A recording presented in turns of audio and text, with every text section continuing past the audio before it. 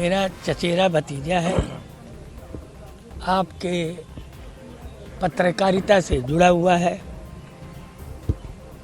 अभी तक कोई बात समझ में बहुत आई नहीं मुझे भी, क्योंकि हमको फ़ोन आया कि चाचा मुझे बचा लीजिए। उस दरमियान मैं डॉक्टर यूबी यादव साहब के यहाँ बैठा था। तत्काल मैंने अपने कुछ जूनियर अधिवक्ता उनको बोल दिया कि भाई तुरंत पहुंच जाओ, और इंस्पेक्टर सिविल लाइन को, और मैं खुद भी तुरंत चल दिया। मैं आज ही आधे रास्ते था, तब तक हमारे जूनियर अधिवक्ताओं ने बताया कि हालत बहुत गंभीर है, कम से कम 25-30 चाकू मारे गए हैं। गाड़ी में लाद के हम लोग स्वरूप रानी हॉस्पिटल लाए हैं, पुलिस भी साथ थी। अब अभी तो पुलिस भी कुछ भी बताने में, जैसा आपने देखा पुलिस कमिश्नर अजय पाल शर्मा भी मौजूद थे। मेरे ख्याल से तो आप जीरो ही समझिए। अब मैं इस चीज़ को एकदम गलत मानता हूं कि पुलिस प्रशासन कम से कम इस बात की, पत्रकार, अधिवक्ता, इस टाइप के लोग के ऊपर अगर हमला होता है और इस तरह से, आप जान के रखिए कम से कम 25-30 बांका जो होता है, चापड़, उससे काटा है। पूरा फुटेज देख लीजिए। उसके बस्ते में आपका ये कैमरा जो आप लिए हुए हैं ये भी है, मोबाइल्स हैं। कोई रंजिश तो नहीं बताई अब तक, केवल आज, मतलब ऐसे तो उसकी कोई रंजिश हमें लगता नहीं है।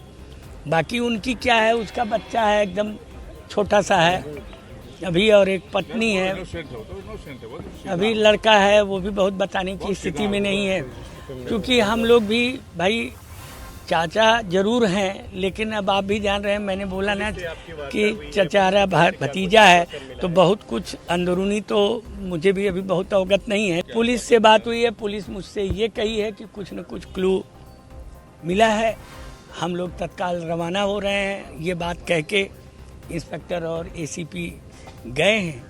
अब बाकी तो आपके पुलिस कमिश्नर आए ही थे। मेरा तो ये है कि भाई कम से कम एटलीस्ट जिसने ये घटना घटाई उसे तत्काल अरेस्ट किया जाए और फिर कानूनी कार्रवाई किया जाए। क्योंकि अभी तो फुटेज होगा, तमाम चीज़ें होंगी, उससे भी देख सकते हैं कि कौन आदमी चापड़ लेके। बहुत जघन्य है, ये जघन्य अपराध है। ये आज दिनांक 23 अक्टूबर को शाम को हर्ष होटल के पास में ये घटना की सूचना प्राप्त हुई थी कि एक व्यक्ति लक्ष्मीकांत उर्फ पप्पू, जिनके ऊपर कुछ बदमाशों के द्वारा हमला करके धारदार हथियार से उनको घायल किया गया, जिसके बाद उपचार के लिए उनको तत्काल SRN हॉस्पिटल लाया गया।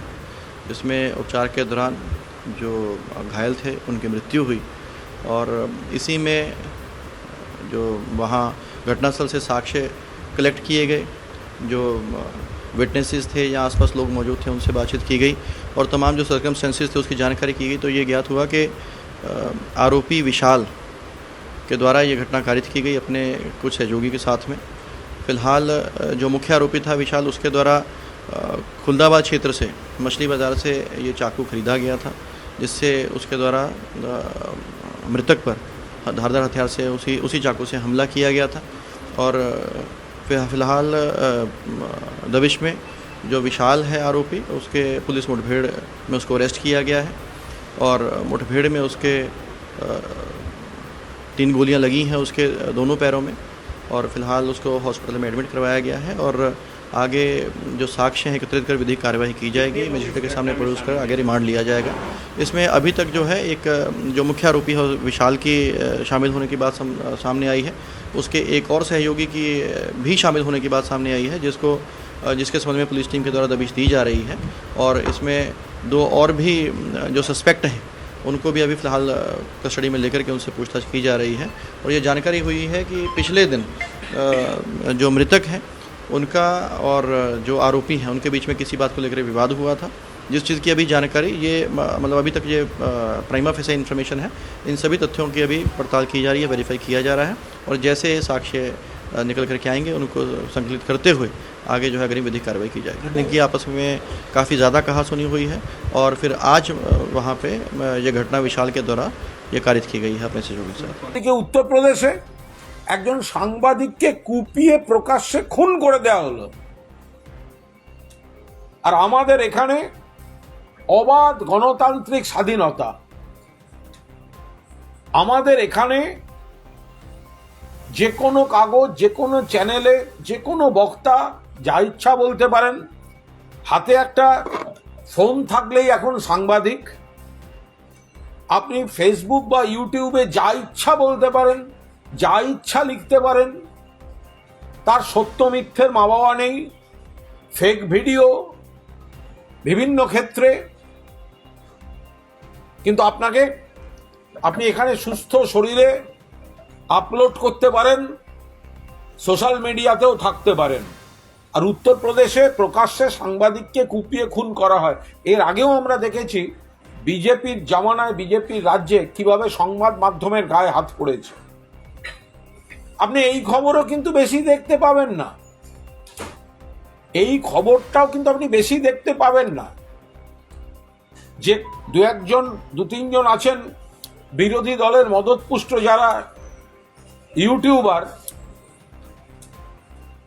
আপনি তাদের এই খবর কিন্তু আপনি দেখতে পাবেন না। তাদের দেখুন একতরফা মুখ্যমন্ত্রীকে, একতরফা অভিষেককে, একতরফা তৃণমূলের যারা আমরা রয়েছি তাদের অনেকে ভালো করে বাংলা ভাষাটাও মুখ দিয়ে উচ্চারণ করতে পারে না। একটা টানা একটা সেন্টেন্স নর্মালি বলতে পারবে না। একজন তো আবার সংবাদপত্রে চাকরি করলো, যতদিন চাকরি করেছেন তিনি সাংবাদিকতার উপযুক্ত নয় বলে তাকে সাংবাদিকতা করতে দেয়নি। এই ফোনে ইউটিউব আসার পর তিনি সাংবাদিক হয়েছেন, অথচ চাকরি করেছেন সংবাদপত্র অফিসে আজীবন। কিন্তু যখন ফোনে ইউটিউব এসছে তখন তিনি সাংবাদিক হয়েছেন। তার আগে তাকে দিয়ে সার্কুলেশনের কাগজে দড়ি বাঁধার কাজ, বিজ্ঞাপনের রুল টেনে খাঁচা করার কাজ করিয়েছে। তারা অবাধে রয়েছেন, এখানে কোনো সমস্যা নেই। কিন্তু উত্তরপ্রদেশে সাংবাদিক খুন হচ্ছে। তো এগুলো তো মানুষকে দেখাতে হবে, মানুষকে বোঝাতে হবে। ফলো করুন সংবাদ প্রতিদিন ডিজিটাল।